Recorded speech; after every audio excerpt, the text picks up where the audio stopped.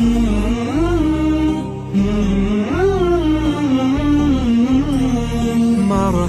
مرحب يا هلال أهلا أهلا كيف الحال.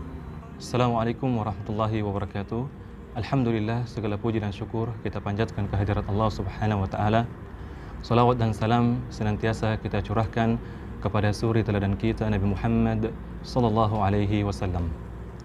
Para pemirsa yang dirahmati Allah Subhanahu wa taala, bulan Ramadan merupakan bulan yang penuh dengan kemuliaan. Bulan Ramadan di dalamnya terdapat banyak nilai-nilai ibadah yang pahalanya berlipat ganda di sisi Allah Subhanahu wa taala.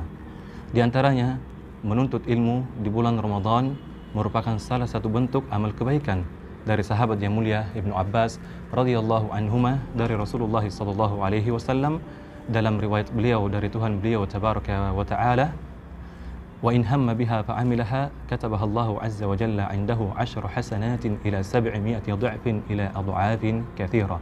Dan jika dia berniat untuk berbuat baik kemudian dia mengamalkan kebaikan itu, maka Allah Subhanahu wa taala mencatatnya di sisinya sebagai 10 kebaikan hingga 700 kali lipat, bahkan kelipatan yang banyak.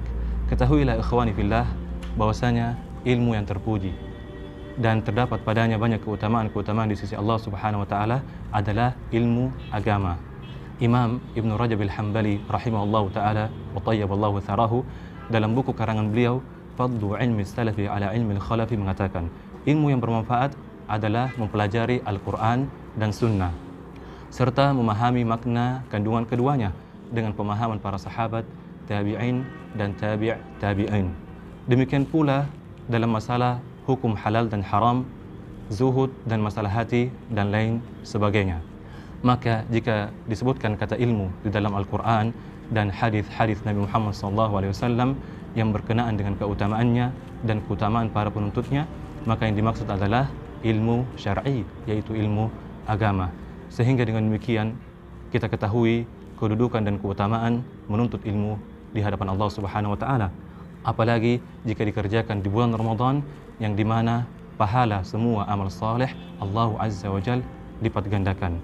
Disebutkan dalam hadis hasan dari sahabat yang mulia Muawiyah ibnu Abi Sufyan radhiyallahu anhuma, ya ayuhan nas innamal ilmu bil ta'allumi wal fiqhu bit tafaqquh wa may yuridillahu bihi khairan yufaqihu fid din.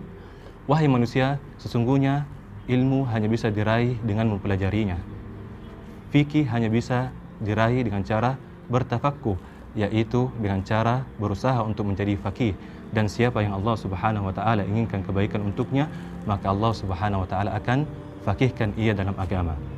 Fikih artinya paham, sehingga yang dimaksud adalah paham terhadap syariat-syariat Allah Subhanahu wa taala. Ketahuilah ikhwani fillah bahwasanya di antara sunnah di bulan Ramadan adalah mudarasatul Quran, yaitu bertadarus Al-Quran, sebagaimana yang Imam Bukhari rahimahullahu taala sebutkan dalam buku beliau Al-Jami'us Shahih dari sahabat yang mulia Abdullah bin Abbas radhiyallahu anhuma menceritakan, wa kana Jibrilu alaihi salam yalqahu fi kulli lailatin min Ramadana fayudarisuhul Quran. Dan adalah Jibril alaihi salam mendatanginya, yaitu Nabi Muhammad sallallahu alaihi wasallam di setiap malam bulan Ramadan, di mana Jibril alaihissalam bertadarus Al-Quran bersama Nabi Muhammad sallallahu alaihi wasallam. Dan di antara arti mudarasatul Quran antara Rasul para malaikat yaitu Jibril alaihissalam dan Rasul para manusia yaitu Nabi Muhammad sallallahu alaihi wasallam adalah saling membaca, saling mengingat-ingat agar tetap terjaga hafalannya, saling mempelajari sehingga dihasilkan makna-maknanya.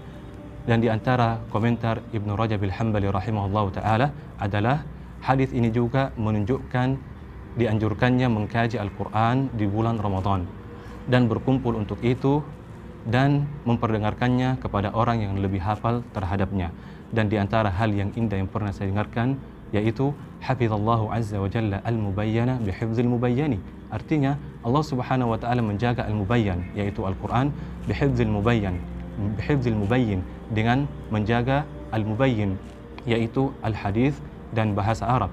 Sehingga jika ada di antara para penuntut ilmu di bulan Ramadan ini memiliki agenda kajian atau hafalan hadis-hadis Nabi Muhammad SAW dan bahasa Arab, agar seyogianya untuk menambahkan niat hasanah, yaitu demi menjaga, memahami dan menyebarkan Al-Quran di seluruh manusia. dan nasihat atau wasiat di bulan Ramadan untuk kaum muslimin, terkhusus para penuntut ilmu, agar senantiasa membuat kegiatan ilmiah di bulan Ramadan. Di antaranya membaca atau mengkaji atau menghafal hadis-hadis yang berkaitan dengan Ramadan seperti ahkam as-siyam, al-i'tikaf, az-zakah dan lain sebagainya.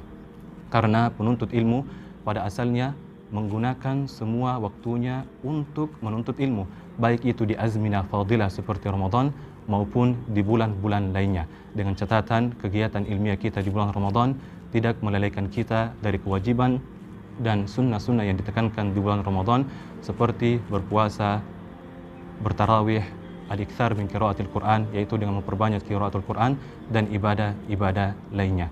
Demikian wejangan singkat ini, semoga bermanfaat bagi saya pribadi dan para pemirsa yang dirahmati Allah Subhanahu wa taala.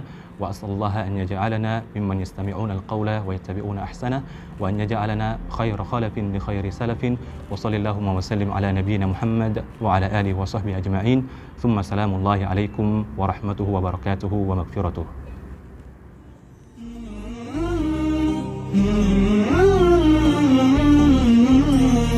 مرحب مرحب يا هلال أهلا أهلا كيف الحال قد غبت وإليك اشتقنا وانتهى بعدك صار وصال نعطي الصبرا نأخذ أجرا والله